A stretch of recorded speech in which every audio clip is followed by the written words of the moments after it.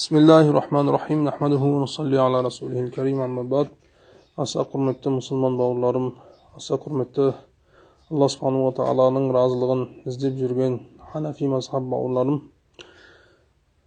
Жалпы сондай бір сөздер, әңгімелер тарап жүрген сияқты Исрафил Бегей елден кеткеннен кейін әрбір ұстазға рад жазып жатыр, оның айтқан уағыздарына рад қылып жатыр.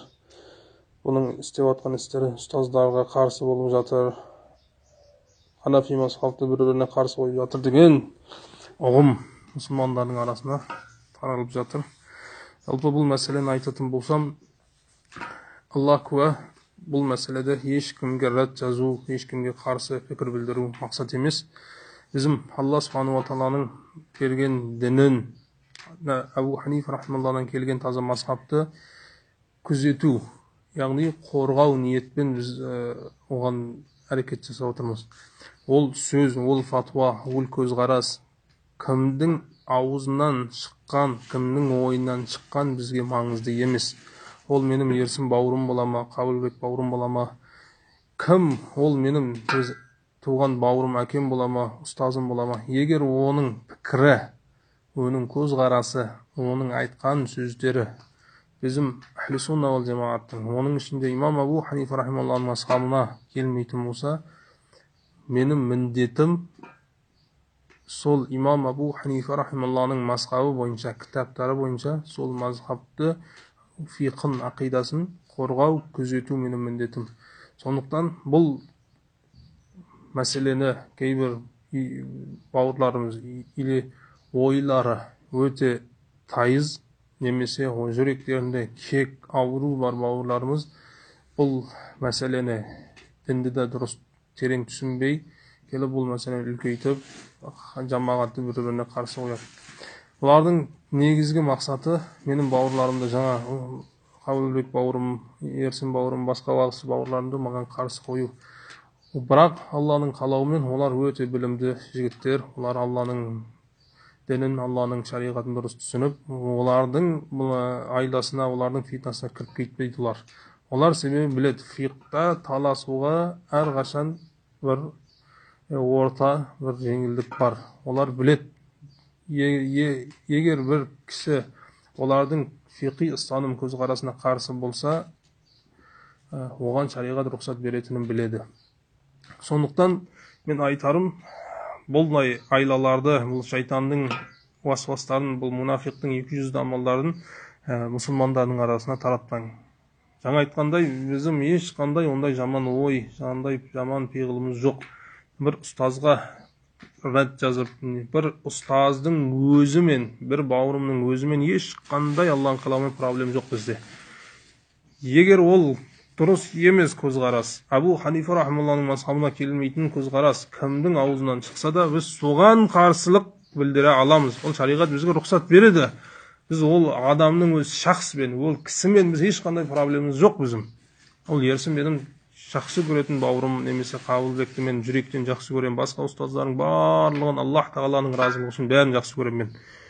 Бірақ егер маған жоқ, оларға не айтса да қарсы пікір білдірме дейтін болсаңыз, менден ренжімеңіз. Егер сіз Ерсіннің мазхабында болсаңыз, Қабылбектің мазхабында болсаңыз, мен сізбен ешқандай шаруам жоқ. Онда сіздің мазхабыңыз менің мазхабыммен бөлек. Менің мазхабым Абу Ханифа рахмаллахтың мазхабы. Немесе сіз муфтияттың мазхабын ұстайтын болсаңыз, мен сізбен шаруам жоқ, ұстай беріңіз. Сіз өзіңіздің онда кітаптарыңызбен фатуа беріңіз, өз мазхабыңызбен. Абу Ханифа рахмаллахтың мазхабымен мен міндеттімін, сол кітаптар бойынша фатуа берем. Сондықтан мені бауырларыма қарсы қоймаң, бауырлар.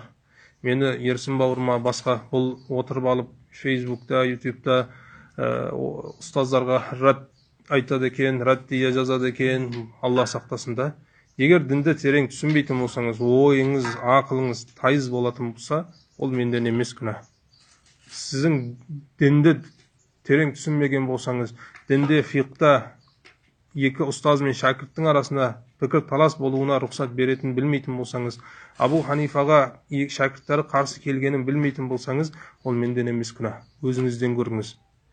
Тағы осындай бір харам пікірді, дұрыс емес пікірді таратып жатыр. Бұл елден кетіп, Дилмұрат сияқты елді бұзып жатыр, бір кит. Алла сақтасын. Хәза бұхтанун азим. Бұл ұлы бір жалған сөз. Сонда бұл әділсіздік, инсап қайда сізде? Дилмұраттың істеп атқан ісі қайда?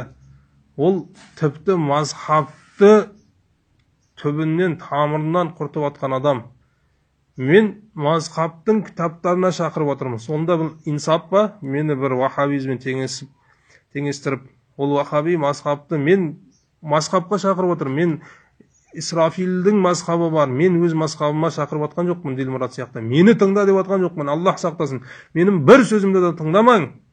Егер Абу Ханифаның кітабына келмейтін болса, мен айтып жатырмын, имам Абу Ханифаның кітаптарын, ішіндегі мужтахидтерін тыңдаң деп жатырмын. Сонда қаяғы менікі жаман? Қай жерім фитна менім сонда? Бұл инсап емес, бауырлар. Мені тыңдаң, басқаны тыңдамаң дейтін болсам, мен Дилмұрат боламын.